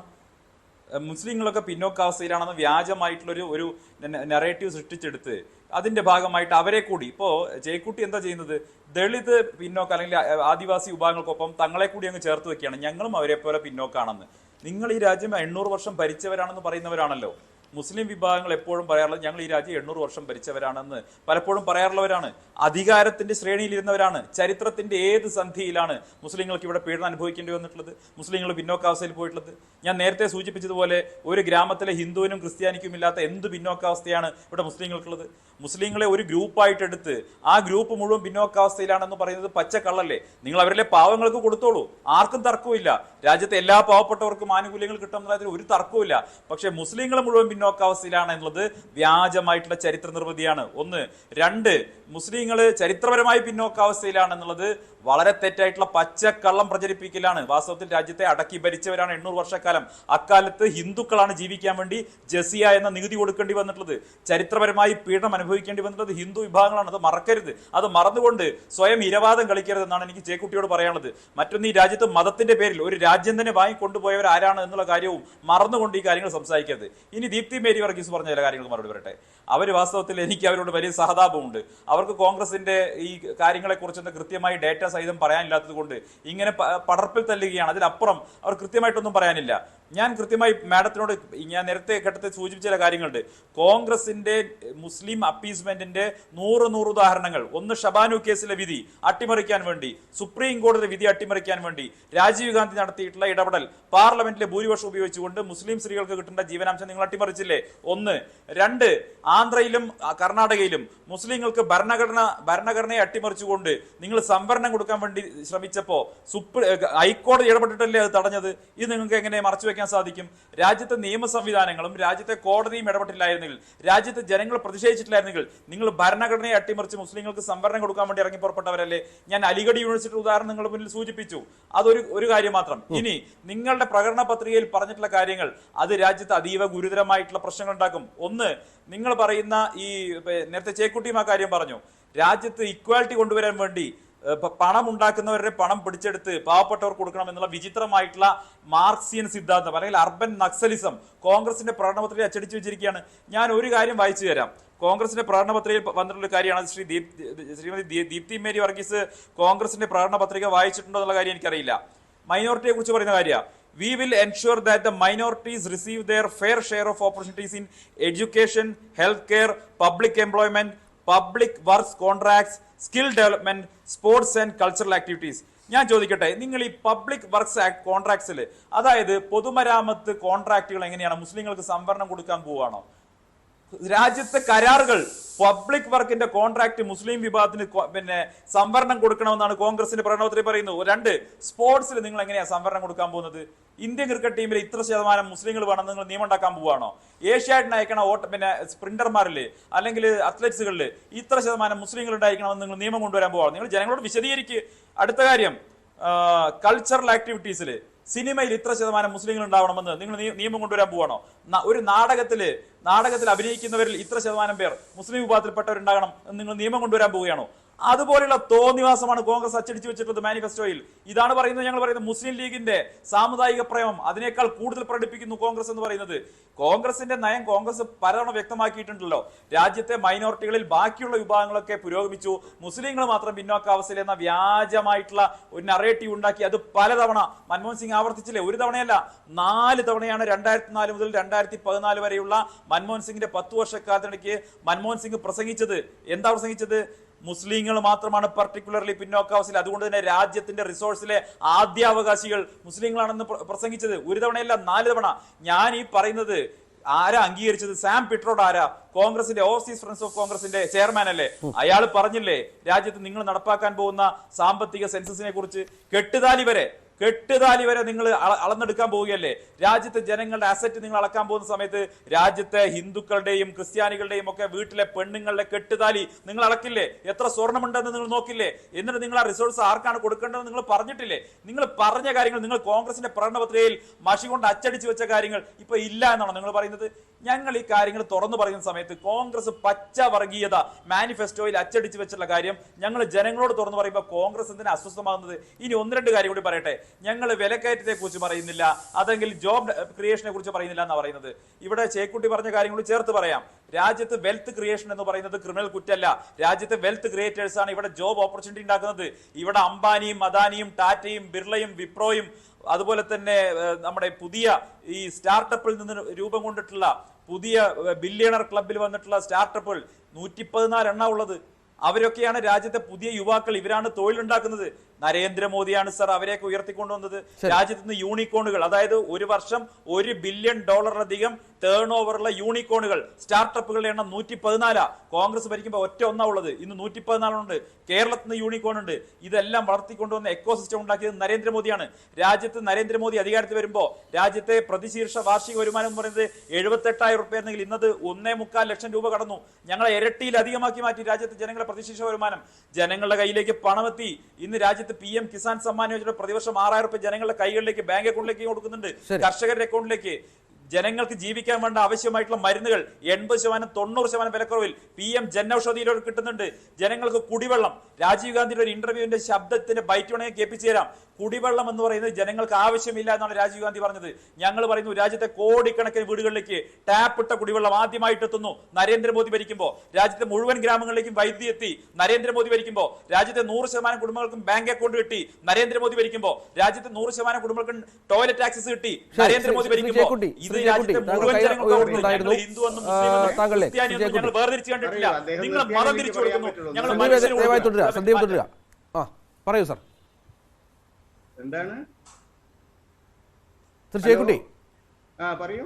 അല്ല, ഈ പറഞ്ഞതുപോലെ രാജ്യത്ത് നിരവധിയായ അസമത്വങ്ങൾ ഉണ്ടായിരുന്നു.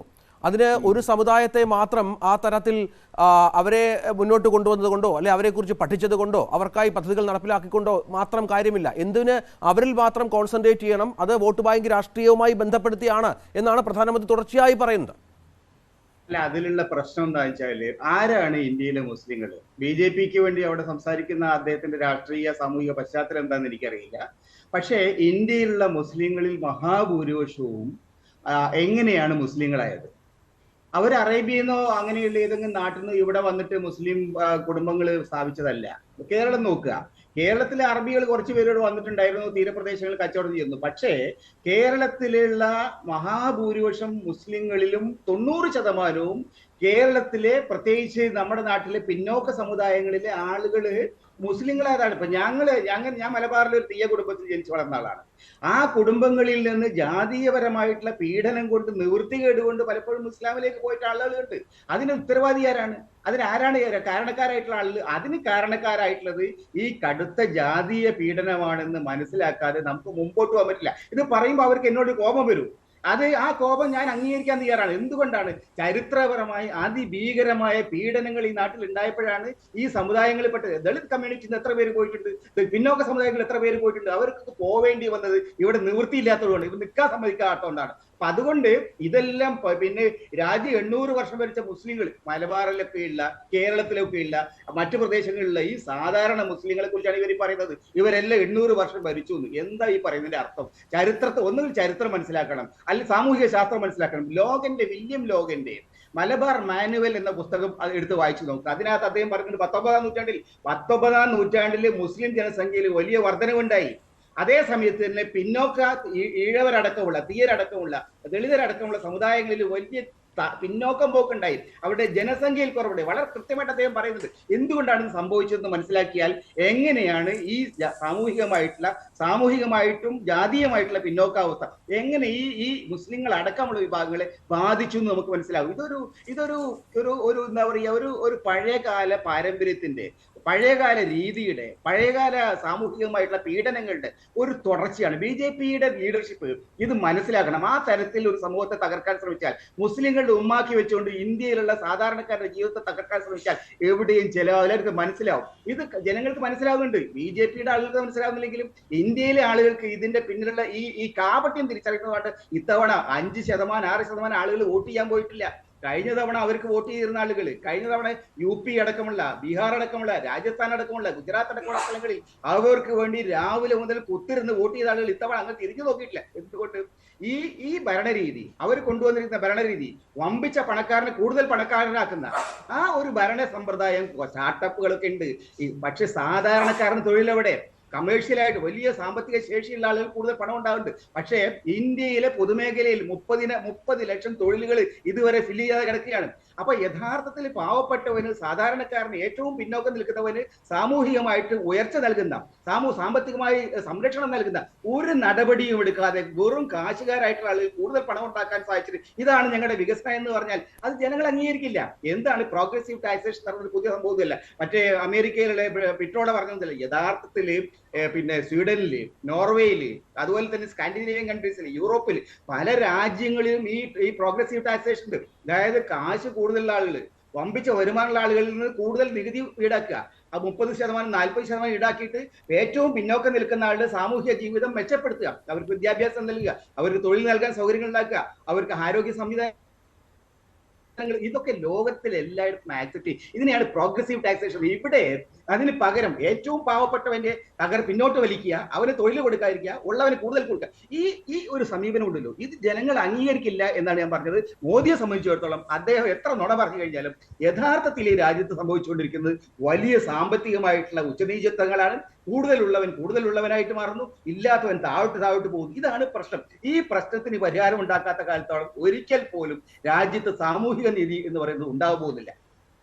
ശ്രീ ദീപ്തി മേരി വർഗീസ്, പ്രകടന പത്രികയിലെ ഈ മുസ്ലിം വിഭാഗവുമായി ബന്ധപ്പെട്ടുള്ള ചില കാര്യങ്ങൾ പറഞ്ഞു വെക്കുകയായിരുന്നു സന്ദീപ്, എടുത്ത് പറയുകയായിരുന്നു. ഒപ്പം അതിന് നരേന്ദ്രമോദി അതിനെ വിശേഷിപ്പിക്കുന്നത്, ഈ പ്രകടന പത്രികയിൽ ഞങ്ങൾക്ക് അഭിമുഖത്തിൽ വിശേഷിപ്പിക്കുന്ന ഈ പ്രകടന പത്രികയിൽ മുസ്ലിം ലീഗിന്റെ താല്പര്യങ്ങൾ ഉൾക്കൊള്ളിച്ചിട്ടുണ്ട് കോൺഗ്രസ് താല്പര്യങ്ങളെക്കാൾ എന്നാണ്.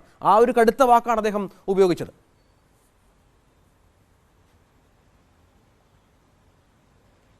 ഞാൻ ചോദിച്ചോട്ടെ, മുസ്ലിം ലീഗ് എന്ന് പറഞ്ഞാൽ എന്താ ഒരു മോശം സംവിധാനമാണ്? എന്താണ് ഉദ്ദേശിക്കുന്നത്? മുസ്ലിം ലീഗ് ഈ രാജ്യത്ത് നിരോധിച്ചിരിക്കുന്നുണ്ടോ? ഞാൻ പറയുന്നത്, നിരോധിച്ചിരിക്കുന്ന ഒരു സംഘടനയെ പറ്റി പറയുന്നത് പോലെയാണ് ഇവർ ലീഗിനെ കുറിച്ച് പറയുന്നത്. ലീഗ് എന്ന് പറയുന്നത് കോൺഗ്രസിന്റെ ഏറ്റവും ശക്തമായ പിന്തുണ നൽകുന്ന അലയാണ്, ഒരു സംശയവും വേണ്ട അതിന്റെ അകത്ത്. അപ്പോ എല്ലാവരുടെയും താല്പര്യങ്ങൾ നോക്കണ്ടേ? ഒരു രാഷ്ട്രീയ പ്രസ്ഥാനം പ്രകടന പത്രിക ഇറക്കുമ്പോൾ എല്ലാ വിഭാഗം ആളുകളുടെയും, അത് മുസ്ലിം വിഭാഗത്തിന്റെ മാത്രമൊന്നുമല്ല, അത്തരത്തിൽ നറേറ്റീവ് ഉണ്ടാക്കേണ്ടത് അത് BJP-യുടെ ലക്ഷ്യമാണ്. SC/ST-കളെ കുറിച്ച് പറഞ്ഞിട്ടുണ്ട്, ദളിതരെ കുറിച്ച് പറഞ്ഞിട്ടുണ്ട്. ദളിതരെ ഏറ്റവും അധികം പീഡിപ്പിക്കുന്നത് BJP-യുടെ ഭരണത്തിന് കീഴിലായിരുന്നു ഈ രാജ്യം മുഴുവൻ, ഒരു സംശയവും വേണ്ട. അപ്പോ ദളിതരെ കുറിച്ച് പറഞ്ഞിട്ടുണ്ട്, അവരെ ഏത് രീതിയിൽ സംരക്ഷിക്കണം എന്നുള്ളത് പറഞ്ഞിട്ടുണ്ട്. ന്യൂനപക്ഷം എന്ന് പറയുമ്പോൾ മുസ്ലിങ്ങൾ മാത്രമല്ല വരുന്നത്, ക്രിസ്ത്യാനികൾ വരുന്നുണ്ട്, അവരെ കുറിച്ച് പറയുന്നുണ്ട്. അപ്പം മൈനോറിറ്റി എന്ന് പറഞ്ഞിട്ടാണ് പ്രകടന പത്രികയിൽ പറഞ്ഞിരിക്കുന്നത്, അല്ലാതെ ഒരു ജാതിയുടെ പേര് പറഞ്ഞിട്ട് മാത്രമല്ലല്ലോ പറഞ്ഞിരിക്കുന്നത്. അത് യഥാർത്ഥത്തിൽ അപ്പം ഈ സന്ദീപിന് ചില സ്വഭാവങ്ങളുണ്ട് ചർച്ചയ്ക്ക് വന്നിരിക്കുമ്പോൾ, ബാക്കിയുള്ളവരൊക്കെ മണ്ടന്മാരാണെന്നുള്ള ഒരു ചിന്തയാ. ഞാൻ പ്രകടന പത്രിക വായിച്ചിട്ടുണ്ടോ, KPC ജനറൽ സെക്രട്ടറി കോൺഗ്രസിന്റെ പ്രകടന പത്രിക വായിച്ചിട്ടുണ്ടോ എന്നൊക്കെ ചോദിച്ചാൽ അതൊക്കെ നിങ്ങൾ വേറെ വല്ലയിടത്തും പോയി പറഞ്ഞാൽ മതി. പിന്നെ സന്ദീപിനെ സംബന്ധിച്ച് അവരുടെ വാട്സ്ആപ്പ് യൂണിവേഴ്സിറ്റി പറഞ്ഞ ചില കാര്യങ്ങളാണ് ഇവിടെ വന്ന് വിളമ്പിക്കൊണ്ടിരിക്കുന്നത്. ഇതിന്റെ യാഥാർത്ഥ്യം എന്താണെന്നുള്ളത് ജനങ്ങൾക്കറിയാം. പ്രകടന പത്രിക കോൺഗ്രസിന്റെ കൃത്യമായി വായിച്ച ആളുകൾക്ക് അങ്കലാപ്പ്, BJP-യുടെ ആളുകൾക്ക് അങ്കലാപ്പുണ്ടാകും. അത് ആ അങ്കലാപ്പിൽ നിന്നാണ് ഇപ്പോൾ ഈ പറയുന്ന പ്രസംഗങ്ങളൊക്കെ, നരേന്ദ്രമോദിയുടെ നറേറ്റീവ് മാറൽ ഉൾപ്പെടെയുള്ള പ്രസംഗങ്ങൾ ഇപ്പോൾ വന്നിരിക്കുന്നത്. അല്ലെങ്കിൽ പിന്നെ പോപ്പുലർ ഫ്രണ്ട് ഓഫ് ഇന്ത്യയെ കുറിച്ച് പറയേണ്ട ആവശ്യം എന്താണുള്ളത്? ഏത് ഘട്ടത്തിലാണ് കോൺഗ്രസ് എപ്പോഴെങ്കിലും അങ്ങനെ പറഞ്ഞിട്ടുണ്ട്? അപ്പൊ പോപ്പുലർ ഫ്രണ്ട് എന്ന് പറയുന്നതിനെ കോൺഗ്രസ് പിന്തുണച്ചു എന്നൊക്കെ പച്ച കള്ളം പോയി കർണാടകയിലും മറ്റുള്ള സംസ്ഥാനങ്ങളിലും പോയി പ്രസംഗിക്കുക. അവിടെ ഇരിക്കുന്ന പാവങ്ങൾ ഇതൊക്കെ കേട്ട് വിശ്വസിക്കുകയാണ്. ഈ അക്ഷരാഭ്യാസം ഇല്ലാത്തവരുടെ മുമ്പിൽ പോയി പ്രസംഗിക്കുന്ന നരേന്ദ്രമോദി ഇത്തരത്തിൽ പ്രസംഗിക്കുന്നത് അവിടുത്തെ ജനങ്ങളെ വിഡ്ഢിയാക്കുകയാണ്. ഇത്തരത്തിൽ ഇന്ത്യയുടെ പ്രധാനമന്ത്രി പറയുമെന്നുള്ളത് അവിടെ രാഹുൽ ഗാന്ധിയുടെ വിജയത്തിന് പോപ്പുലർ ഫ്രണ്ടിന്റെ സഹായം തേടി കോൺഗ്രസ് എന്ന കടുത്ത ആരോപണം ഉന്നയിച്ചു പ്രധാനമന്ത്രി. അല്ല, അദ്ദേഹത്തിന് ആരോപണം ഉന്നയിക്കാലോ. അദ്ദേഹത്തിന്റെ വല്ല തെളിവുണ്ടോ? കോൺഗ്രസ് അത്തരത്തിൽ പറഞ്ഞിട്ടുണ്ടോ? കോൺഗ്രസ് അതിനെ പാടെ നിഷേധിച്ചിട്ടില്ലേ? ഞാൻ ചോദിക്കുന്ന ഇത്തരത്തിലുള്ള എല്ലാ വർഗീയ സംഘടനകൾക്കും എതിരെയാണ് കോൺഗ്രസ്. RSSനെ പണ്ട് നിരോധിച്ചിട്ടുണ്ടല്ലോ. വർഗീയത കാണിക്കുന്ന ഏത് സംഘടനയായാലും അവർക്കെതിരാണ് കോൺഗ്രസ്. എന്തുകൊണ്ടാണ് BJPയെ കോൺഗ്രസ് എതിർക്കുന്നത്? അവർ കാണിക്കുന്ന വർഗീയ സ്വഭാവം കൊണ്ടാണ്. ഇന്നും രാജ്യം ഭരിക്കുന്ന ഭാരതീയ ജനതാ പാർട്ടി കാണിക്കുന്നത് വർഗീയതയല്ലേ? ഇപ്പോൾ ഗുജറാത്തിൽ രജ്പുട്ട് സമുദായത്തിൽപ്പെട്ട ആളുകൾ മുഴുവൻ എതിരായിരിക്കും. അവിടെ വലിയ പ്രശ്നത്തിൽ അവിടെ സീറ്റുകൾ നഷ്ടപ്പെടും എന്നുള്ളതാണ് പറഞ്ഞിരിക്കുന്നത്. കാര്യം പുറത്തുനിന്ന് വന്ന ആളുകളെ വിദേശികളിൽ നിന്ന് ഉപയോഗിച്ച മതം മാറി, രജ്പുട്ടുകൾ മതം മാറി എന്നുള്ള ഒരു ആരോപണം പറഞ്ഞിരിക്കുന്നു. BJPയുടെ നേതൃത്വം പറഞ്ഞിരിക്കുന്നു. അതിന്റെ പേരിൽ അവിടെ രജ്പുട്ടിന്റെ വോട്ട് മുഴുവൻ പോകുന്ന ഒരു സാഹചര്യം വന്നിരിക്കുക. അപ്പൊ അത്തരത്തിലുള്ള ചില അങ്കലാപ്പുകൾ നടന്നിരിക്കും. ഇപ്പൊ 190 സീറ്റുകളിലെ തെരഞ്ഞെടുപ്പ് കഴിയുമ്പോൾ തന്നെ BJPയെ സംബന്ധിച്ച് എന്തുകൊണ്ടാണ് ഇത്തരത്തിൽ കോൺഗ്രസിനെതിരെ ഇല്ലാത്ത കാര്യങ്ങൾ പറയേണ്ട ഒരു സാഹചര്യം ഉണ്ടാവുന്നത്? പിന്നെ കോൺഗ്രസിന്റെ പ്രകടന പത്രികയെക്കുറിച്ച് ഇപ്പോൾ ഇവിടെ സന്ദീപ് പറയുന്ന കേട്ടു, ഇവിടെ സാമ്പത്തികമായിട്ട് എല്ലാവരും ഒരേ അനുപാതത്തിലാണ് ഡിസ്ട്രിബ്യൂഷൻ നടക്കുന്നത് എന്നൊക്കെ. എന്ത് കണ്ടിട്ട്, ഏത് ഫാക്ട്സിന്റെ അടിസ്ഥാനത്തിലാണ് സന്ദീപ് ഇത് പറയുന്നത്? ഇവിടെ അദാനിക്കുള്ള സ്വത്തിന്റെ അടിസ്ഥാനത്തിലാണോ പറയുന്നത്? ഇവിടെ 16,000 ലക്ഷം കോടി രൂപ കോർപ്പറേറ്റുകളുടെ എഴുതി തള്ളുമ്പോൾ കർഷകൻ സമരം ചെയ്യുക. ഒരു വർഷമായിട്ട് കർഷകൻ ഹരിയാനയിലും ഡൽഹിയിലും സമരം ചെയ്യുക. അവരെ നോക്കിക്കൊണ്ട് BJPയുടെ നേതാക്കന്മാർ ആക്രോശിച്ചത് ഗോലി മാരേക എന്നുള്ളതാണ്. അവരുടെ ദേഹത്തൂടെ വണ്ടി കയറ്റിക്കൊണ്ട് പോവുകയാണ്. കർഷകർ ഈ രാജ്യത്തിന്റെ സ്വത്താണ് എന്ന് മനസ്സിലാക്കിയ ഒരു രാഷ്ട്രീയ പ്രസ്ഥാനമുണ്ടായിരുന്നു. അതിന്റെ പേരാണ് ഇന്ത്യൻ നാഷണൽ കോൺഗ്രസ്. അതുകൊണ്ടാണ് ഈ രാജ്യം ഒരു കാർഷിക രാജ്യമായി ഉയർന്നു വന്നത്. അതുകൊണ്ടാണ് ഉടുതുണിക്ക് മറി തുണി ഇല്ലാതിരുന്ന ഒരു കാലഘട്ടത്തിൽ നിന്ന് ഫുഡ് കോർപ്പറേഷൻ ഓഫ് ഇന്ത്യ ഈ രാജ്യത്തുണ്ടായത്. ഇവർ ഈ കോവിഡിന്റെ കാലത്ത് അരി കൊടുത്തു, ഗോതമ്പ് കൊടുത്തു എന്നൊക്കെ പറയുന്നുണ്ടല്ലോ. ആ ഫുഡ് കോർപ്പറേഷൻ ഓഫ് ഇന്ത്യ ഈ രാജ്യത്തുള്ളത് കൊണ്ടാണ് അത് ഉണ്ടാക്കി എന്നുള്ളത് അഭിമാനത്തോടെ പറയാൻ കഴിയുന്ന ഒരു രാഷ്ട്രീയ പ്രസ്ഥാനമാണ് ഇന്ത്യൻ നാഷണൽ കോൺഗ്രസ്. അത് ഉണ്ടാക്കിയ ഈ രാജ്യത്തിന്റെ ബാക്ക് ബോണായി പണ്ഡിറ്റ്ജി ചിത്രീകരിച്ചിരുന്നത് കർഷകരെയായിരുന്നു. ആ കർഷകരാണ് ഒരു വർഷമായി സമരം ചെയ്യുമ്പോൾ എന്താണ് നിങ്ങളുടെ പ്രശ്നം എന്ന് ചോദിക്കാൻ ഈ ഭരണകൂടം തയ്യാറായില്ല. ഇതേ പ്രശ്നം അദാനിക്കുണ്ടാകുമ്പോൾ ചോദിക്കുന്നുണ്ട്. അദാനിയുടെ കമ്പനികൾ ഇവിടെ ഇലക്ട്രൽ ബോണ്ട്, എന്താണ് ഇലക്ട്രൽ ബോണ്ട്? ഇതുപോലെ ഒരു അഴിമതി ഈ രാജ്യത്ത് ഉണ്ടായിട്ടുണ്ടോ? ഏറ്റവും ശാസ്ത്രീയമായ രീതിയിലുള്ള ഒരു അഴിമതിയല്ലേ BJP നടത്തിയിരിക്കുന്നത്? ചൈനീസ് കമ്പനികളിൽ നിന്ന് വരെ ഇവർ ബോണ്ട് വാങ്ങിച്ചിരിക്കുന്നു, ഇലക്ട്രൽ ബോണ്ട് വാങ്ങിച്ചിരിക്കുന്നു. അതുകൊണ്ടാണ് 2000 സ്ക്വയർ കിലോമീറ്റേഴ്സ് അങ്ങ് എഴുതി കൊടുത്തത്. എന്നിട്ട് രാജ്യസ്നേഹത്തെ കുറിച്ച് പറയുകയാണ്. ഇവർക്ക് എവിടെയാ രാജ്യസ്നേഹമുള്ളത്? ഇവര് പറയുന്നത് മുഴുവൻ കപട രാജ്യസ്നേഹമാണ്. അത് ജനങ്ങൾ മനസ്സിലാക്കി തുടങ്ങിയിരിക്കുന്നു. അപ്പോൾ നിവൃത്തിയില്ലാതെ വന്നപ്പോൾ ഇപ്പോൾ ഇന്ത്യയുടെ പ്രധാനമന്ത്രി ഉൾപ്പെടെ കടുത്ത വർഗീയത പറഞ്ഞു കോൺഗ്രസിനെ കുറിച്ച്. കോൺഗ്രസ് ഒരു കാലത്തും ഒരു വർഗീയതയും കാണിച്ചിട്ടില്ല എന്നുള്ളത് ഈ രാജ്യത്തെ ജനങ്ങൾക്കറിയാം. ഇവിടെ പാർശ്വവൽക്കരിക്കപ്പെട്ടവർ, ആദിവാസികളെ ഇവരെന്താ വിളിക്കുന്നത്? വനവാസികളെന്നാക്കി, വനവാസികൾ. അപ്പോ അത്തരത്തിലുള്ള അവരോട് ഈ പാർശ്വവൽക്കരിക്കപ്പെട്ട അതല്ലെങ്കിൽ അവരെ സംബന്ധിച്ച് അവരുടെ വോട്ട് എന്ന് പറയുന്നത് ഇവരെ സംബന്ധിച്ച് നിർണായകമല്ല. ഭൂരിപക്ഷ വോട്ട് എന്ന് പറയുന്നത് നിർണായകമാണ്. അവരോട് എന്നിട്ട് ന്യൂനപക്ഷങ്ങളെ കുറിച്ച് പറഞ്ഞ് ആ ന്യൂനപക്ഷ വർഗീയത ഇളക്കിവിട്ട് ഭൂരിപക്ഷ വോട്ട് ലഭിക്കുക എന്നുള്ള തന്ത്രം മാത്രമല്ലേ കഴിഞ്ഞ 10 വർഷമായിട്ട് BJP ചെയ്തിട്ടുള്ളൂ. ഇപ്പോഴും നിവൃത്തിയില്ലാതെ വന്നപ്പോൾ ഇപ്പോൾ ജനകീയ വിഷയങ്ങൾ, ഇപ്പോൾ ഭൂരിപക്ഷ ന്യൂനപക്ഷ വ്യത്യാസമില്ലാതെ എല്ലാവരും ജനകീയ വിഷയങ്ങളെ കുറിച്ച് ചർച്ച ചെയ്യുമ്പോൾ ഇപ്പോൾ വർഗീയത ഇളക്കിവിടുക, വർഗീയത അവരിലേക്ക് കുത്തിവെക്കുകയാണ്. ഈ നാട്ടിൽ ആൾക്കൂട്ട കൊലപാതകത്തിൽ മരിച്ചവരുടെ എണ്ണം എത്രയാ? ആരാണ് അതിന് ഉത്തരവാദികൾ? ഇതിന് നേതൃത്വം കൊടുത്തത് സംഘപരിവാർ ശക്തികളല്ലേ? അവരെ കുറിച്ച് എന്താ പറയാത്തത്? മണിപ്പൂരിൽ മരണപ്പെട്ടു പോയവർ അല്ലെങ്കിൽ ആ കലാപത്തിൽ പീഡനത്തിനിരയായവർ, പീഡിപ്പിക്കപ്പെട്ടവർ, ഇവരെ ഒന്നും പോയി കാണാൻ മനസ്സ് കാണിക്കാത്ത ഒരു ഇന്ത്യയുടെ പ്രധാനമന്ത്രിയാണ് ഇപ്പോ ഈ പറയുന്ന വർഗീയ സംഘടനകളെ കുറിച്ച് പറയുന്നത്, അല്ലെങ്കിൽ കോൺഗ്രസിന്റെ എതിരായിട്ട് ഇത്തരത്തിലുള്ള വർഗീയത ഇളക്കിവിടുന്നത്.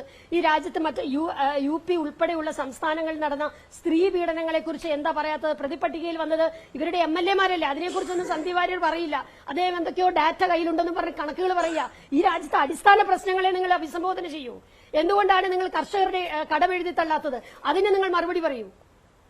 ശ്രീ സന്ദീപ് വാര്യർ, ഇവിടെ ഈ SC/ST സംവരണം, പട്ടികജാതി പട്ടികവർഗ സംവരണം എടുത്തുമാറ്റി മുസ്ലിങ്ങൾക്ക് സംവരണം അനുവദിക്കാൻ ഒരുങ്ങുന്നു എന്ന കടുത്ത ആരോപണം. അതിനിപ്പോൾ ഈ നേരത്തെ പറഞ്ഞതുപോലെ പ്രധാനപ്പെട്ട സിദ്ധരാമയ്യയും രേവന്ത് റെഡ്ഡിയും ഒക്കെ മറുപടി പറഞ്ഞിരുന്നു. രേവന്ത് റെഡ്ഡി അല്പം കൂടി കടുപ്പിച്ച് പറഞ്ഞത് പിന്നോക്ക സമുദായങ്ങൾക്കുള്ള സംവരണം പൂർണ്ണമായും ഇല്ലാതാക്കാനാണ് BJPയുടെ പദ്ധതി. അത് RSSന്റെ 100 വർഷം പൂർത്തിയാക്കുന്നതുമായി ബന്ധപ്പെട്ട് 2025 അത്തരത്തിൽ ഉള്ള പദ്ധതികളും ഈ സർക്കാരിനുണ്ട്. അത് ഈ കൂടുതൽ ഭൂരിപക്ഷം കിട്ടി അധികാരത്തിൽ വന്നാൽ അത്തരം നീക്കങ്ങളിലേക്കാകും പോവുക എന്ന മറുപടിയും മറുഭാഗത്തുനിന്ന് വരുന്നുണ്ട്.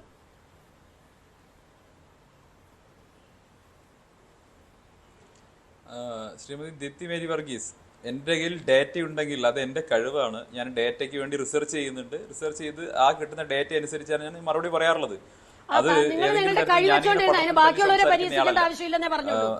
അതിന് ബാക്കിയുള്ളവരെ പരിഹസിക്കണ്ട, ആ പരിഹാസമൊക്കെ കൈ മടക്കി വെച്ചാൽ മതി എന്നാ പറഞ്ഞത്. അതാ പറഞ്ഞ ഞാൻ പരിഹസിച്ചു അല്ലല്ല, ഞാൻ മാഡത്തിനെ പരിഹസിച്ചിട്ടൊന്നുമില്ല. മാഡത്തിന് അത് പരിഹാസ്യമായി തോന്നുന്നുണ്ടെങ്കിൽ ഞാൻ മാഡത്തിന്റെ തന്നെ പ്രകടന പത്രികയിലെ കാര്യമാണ് വായിച്ചത്. അത് മാഡത്തിന്റെ കയ്യിൽ ആ മാഡത്തിന്റെ പ്രകടന പത്രിക ഇല്ലാത്ത എന്റെ കുഴപ്പമല്ലല്ലോ. നിങ്ങളുടെ പ്രകടന പത്രികയിൽ അച്ചടിച്ച് വെച്ച കാര്യമാണ് ഞാൻ വായിച്ചത്. ഇനി മാഡം പറഞ്ഞത് മൈനോറിറ്റി എന്ന് വിളിക്കുമ്പോൾ എല്ലാ ആളുകളും ഉണ്ടല്ലോ എന്നുള്ളതാണ്. അതാണ് മാഡം പ്രശ്നം എന്ന് പറയുന്നത്. കോൺഗ്രസിന്റെ വിവക്ഷയിൽ മൈനോറിറ്റി എന്ന് പറയുന്ന ഗ്രൂപ്പിലെ ക്രിസ്ത്യാനികളും സിഖുകാരും ജൈനന്മാരും ഞാൻ വായിച്ചോട്ടെ, ഞാൻ പറഞ്ഞോട്ടെ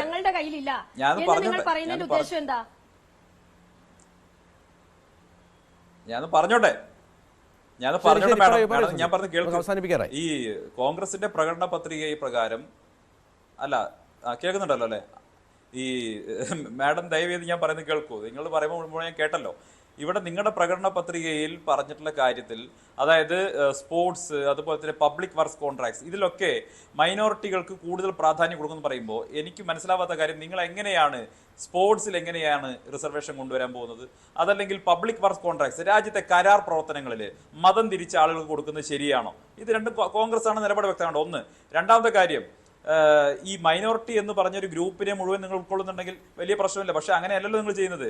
നിങ്ങളുടെ തന്നെ പ്രഖ്യാപിത നിലപാടനുസരിച്ച് രാജ്യത്തെ ക്രിസ്ത്യാനികളും സിഖുകാരും ജൈനന്മാരും പാഴ്സികളും ഒക്കെ സാമ്പത്തികമായി മുന്നോക്കം വന്നിട്ടുള്ളതുകൊണ്ട് അവർക്ക് ഈ ആനുകൂല്യങ്ങൾ ആവശ്യമില്ലെന്നും, മുസ്ലിങ്ങൾ ഇൻ പർട്ടിക്കുലർ മുസ്ലിങ്ങൾക്കാണ് ഇതിന്റെ ആവശ്യമെന്നും, അവരാണ് രാജ്യത്തെ വിഭവത്തിന്റെ ആദ്യാവകാശികളെന്ന് ഒരു തവണയല്ല 4-5 തവണ പ്രസംഗിച്ച ആളാണ് മൻമോഹൻ സിംഗ് പ്രധാനമന്ത്രി ആയിരിക്കുന്ന സമയത്ത്. അത് നിങ്ങൾ പ്രഖ്യാപിതമായിട്ട് നിലപാടാണ്.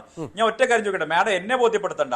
മാഡം സ്റ്റുഡിയോയിൽ നിന്ന് പുറത്തിറങ്ങിയിട്ട് കൊച്ചിയിലെ ഏതെങ്കിലും ക്രൈസ്തവ സഭയുടെ ആസ്ഥാനത്ത് പോയി കേരളത്തിലെ 80-20 അനുപാതത്തിന്റെ വിഷയത്തിൽ ഈ നിലപാടൊന്ന് പറയാവോ? കേരളത്തിലെ 80-20 വിഷയത്തിൽ നിങ്ങളുടെ നിലപാടെന്തായിരുന്നു? നിങ്ങൾ ആ നിലപാടൊന്ന് തുറന്നു പറയാൻ ധൈര്യമുണ്ടോ, ചങ്കൂറ്റുണ്ടോ കോൺഗ്രസുകാർക്ക്? രാജ്യത്ത് കേരളത്തിലേക്ക് വരുന്ന മതന്യൂനപക്ഷ വിഭാഗങ്ങൾക്കുള്ള ഫണ്ടിൽ 80% മുസ്ലിങ്ങൾക്ക് കൊടുക്കുന്ന കാര്യത്തിൽ ഞാൻ പൂർത്തിയാക്കട്ടെ. നിങ്ങൾ അതേ സഭകളെ ബോധ്യപ്പെടുത്ത്. നിങ്ങൾ സഭകളെ ബോധ്യപ്പെടുത്ത്. ഏത് കാലഘട്ടമല്ല മാഡം? ഈ സഭയൊക്കെ നിങ്ങൾ ബോധ്യപ്പെടുത്തിയാൽ മതി. അത് 4 പ്രസംഗം ഞാൻ മാഡത്തിന് ഞാൻ വാട്സാപ്പിൽ അയച്ചു തരാം. അല്ല മാഡം വീണ്ടെടുത്ത് കിടന്ന് ഉരുളരുത്. ഞാൻ പറയുന്നത് കേൾക്കൂ. മാഡം പറഞ്ഞ് മുഴുവൻ കേട്ട സഹിഷ്ണുതയോടെ കേൾക്കൂ. 4 പ്രസംഗങ്ങൾ മൻമോഹൻ സിംഗ് ചെയ്ത 4 പ്രസംഗങ്ങൾ നമ്മുടെ രാജ്യത്തെ സർക്കാരിന്റെ ഔദ്യോഗിക വെബ്സൈറ്റിൽ അന്ന് പ്രധാനമന്ത്രി നിലയ്ക്ക് അദ്ദേഹം ചെയ്ത 4 പ്രസംഗങ്ങളുടെ ഫുൾ ടെക്സ്റ്റ് അവൈലബിൾ ആണ്. മാഡത്തെ ഞാൻ ഇത് കഴിഞ്ഞാൽ ഞാൻ വാട്സ്ആപ്പ് ചെയ്ത് തരാം. മൻമോഹൻ സിംഗ് നടത്തിയ 4 പ്രസംഗങ്ങൾ അദ്ദേഹം പറയുന്നത് രാജ്യത്തെ മറ്റ് മൈനോറിറ്റികൾ മുന്നോക്കം വന്നിട്ടുണ്ട്, മുസ്ലിങ്ങൾ മാത്രമാണ് പിന്നോക്കാവസ്ഥയിൽ, അതുകൊണ്ട് വിഭവത്തിന്റെ ആദ്യാവകാശികൾ മുസ്ലിങ്ങളാണെന്ന് ഒരു തവണയല്ല 4 തവണ പറഞ്ഞു. ഇനി ഞാൻ പറയാം, ഈ 80-20 നിങ്ങൾക്ക് സഭകളെ ബോധ്യപ്പെടുത്താൻ സാധിക്കുമോ? കേരളത്തിലെ ഹൈക്കോടതി എടുത്ത് കളഞ്ഞിട്ടില്ലായിരുന്നെങ്കിൽ കേരളത്തിലെ വരുന്ന ന്യൂനപക്ഷ ഫണ്ടിന്റെ 80% ആരാ കൊണ്ടുവരുന്നത്? എങ്ങനെയാ കൊണ്ടുപോയത്? ഇവിടെ നിങ്ങൾ ഉണ്ടാക്കിയ സച്ചാർ കമ്മീഷന്റെയും അതിന് ചുവടുപിടിച്ച ഇവിടെ LDF രൂപീകരിച്ച പാർലി കമ്മീഷന്റെയും ശുപാർശ അടിസ്ഥാനത്തിൽ കേരളത്തിലേക്ക് വരുന്ന ന്യൂനപക്ഷ ഫണ്ടിന്റെ ബഹുഭൂരിപക്ഷം മുസ്ലിങ്ങൾക്ക് മാത്രമായി കൊടുത്തില്ലേ? അതിനെതിരെ ക്രൈസ്തവർക്ക് പ്രതിഷേധമില്ലേ? ഈ അടുത്ത ദിവസം കെ മുരളീധരൻ ഒരു പുരോഹിതനെ കാണാൻ പോയ സമയത്ത് അദ്ദേഹം ചോദ്യം ചെയ്യുന്ന വീഡിയോ പുറത്തു വന്നല്ലോ. മറുപടി ഉണ്ടായിരുന്നല്ലോ കോൺഗ്രസുകാർക്ക്. നിങ്ങൾ അത് പറഞ്ഞിട്ട് പറയും, നിങ്ങൾക്ക് ക്രിസ്ത്യാനികളോട് ഒരു സ്നേഹവും ഇല്ല. നിങ്ങളിവിടെ പച്ചക്കളം. ഒരു കാര്യം കൂടി പറഞ്ഞ് അവസാനിപ്പിക്കാം. വലിയ ന്യൂനപക്ഷ സ്നേഹം പറയുന്നു. ഡൽഹിയിൽ 3000 സിഖുകാരെ കൂട്ടക്കൊല ചെയ്തതാരാ? കോൺഗ്രസുകാരല്ലേ? ശിക്ഷിക്കപ്പെട്ടതാരാ? കോൺഗ്രസുകാരല്ലേ? ആ ഡൽഹി കൂട്ടക്കൊലയ്ക്ക് ഉത്തരവാദിയായ ജഗദീഷ് ഷെയ്റ്റ്ലറെയും അതുപോലെ തന്നെ സജ്ജൻ കുമാറിനെയൊക്കെ ഇപ്പോഴും കൂടെ കൊണ്ടുനടക്കുന്നത് ഇതേ പ്രിയങ്ക വാദ്രയും രാഹുൽ ഗാന്ധിയല്ലേ? രാജീവ് ഗാന്ധി പ്രധാനമന്ത്രി ആയിരിക്കുമ്പോഴല്ലേ മാഡം പറഞ്ഞത് ഒരു ആൽമരം ഇളകി വീണ് കഴിഞ്ഞാൽ അതിനടിയിൽപ്പെട്ട് കുറെ ആളുകൾ മരിച്ചു പോകും? 3000 സിഖുകാരെ കൂട്ടക്കൊല നിങ്ങൾ ണോ മതേതം പറയുന്നത്? നിങ്ങൾക്ക് എന്ത് അവകാശ കാര്യത്തിലുള്ളത്? അല്ല, ഇതിന്റെ അല്ലല്ല, അവര് പ്രകടന പത്രികയെ പറ്റി പറഞ്ഞ ഒരു കാര്യം, കോൺഗ്രസ് ഇതിന്റെ അകത്ത് എല്ലാ കാര്യങ്ങളും പറയുന്നുണ്ട്. അതേ എല്ലാ കാര്യങ്ങളും വായിക്കില്ല. ഇതിന്റെ അകത്ത് പിന്നെ വസ്ത്രത്തിന്റെ പേരിലും ഭക്ഷണത്തിന്റെ പേരിലും ഒക്കെ ഡിസ്ക്രിമിനേഷൻ കാണിക്കുന്ന BJP അല്ല കോൺഗ്രസ് എന്നുള്ളത് വളരെ വ്യക്തമാക്കി തന്നെയാണ് ഇതിന്റെ അകത്ത് പറയുന്നത്. അദ്ദേഹം പകുതിയാണ്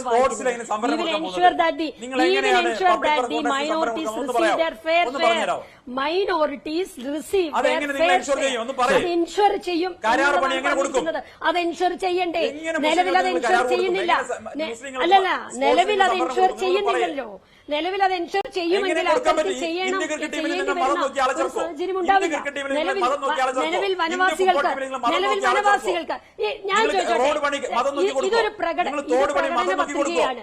എങ്ങനെയാണ് ഇത് നടപ്പിലാക്കുന്നത് എന്ന് വിശദീകരിക്കുന്ന ഒരു രേഖയല്ല ഇത്, പ്രകടന പത്രിക. ഞങ്ങൾ വളരെ വ്യക്തമായി പറയുകയാണ്, മൈനോറിറ്റീസിന് ഇവിടെ എവിടെയാണ് മുസ്ലിം എന്ന് മാത്രം പറഞ്ഞിട്ടുണ്ടോ? അല്ല സന്ദീപ്, ഇതിന്റെ അകത്ത് ഒരിടത്തും ഒരു ജാതിയുടെ പേര് പറഞ്ഞിട്ടില്ല. ഞങ്ങൾ പറഞ്ഞിരിക്കുന്നത് മൈനോറിറ്റീസ് എന്നാണ് പറഞ്ഞിരിക്കുന്നത്. മൈനോറിറ്റീസിനെ രാജ്യത്ത് സംരക്ഷിക്കുക എന്നുള്ളത് ഒരു ജനാധിപത്യ വ്യവസ്ഥിതിയുടെ, ഒരു ജനാധിപത്യ രാജ്യത്തിന്റെ അടിസ്ഥാന ലക്ഷ്യമാണ്. ആ അടിസ്ഥാന ലക്ഷ്യം ചെയ്യുമെന്നാണ് കോൺഗ്രസ് പറഞ്ഞിരിക്കുന്നത്. നന്ദി ശ്രീ സന്ദീപ് വാര്യർ, ശ്രീമതി ദീപ്തി മേരി വർഗീസ്, ചേക്കുട്ടി ഈ ചർച്ചയുടെ ഭാഗമായതിന് സമയക്കുറവ് കാരണം ഇടപെടുകയാണ്. ഏതായാലും പ്രധാനമന്ത്രി തുടർച്ചയായി നടത്തുന്ന പ്രസംഗങ്ങൾ, അതിൽ കോൺഗ്രസിനെതിരെ നടത്തുന്ന ആക്രമണങ്ങൾ, അതിൽ പ്രധാനമായും സംവരണവുമായി ബന്ധപ്പെട്ട് നടത്തുന്ന പരാമർശങ്ങളാണ് നമ്മൾ ഈ ന്യൂസ് 18 കഴിഞ്ഞ ഒരു മണിക്കൂറായി ചർച്ച ചെയ്ത്. ഈ അഭിമുഖത്തിന്റെ പൂർണ്ണ രൂപം ഇന്ന് രാത്രി 9 മണിക്ക് ന്യൂസ് 18 കാണാം. ഇടവേളയ്ക്ക് ശേഷം തിരിച്ചു വരാം.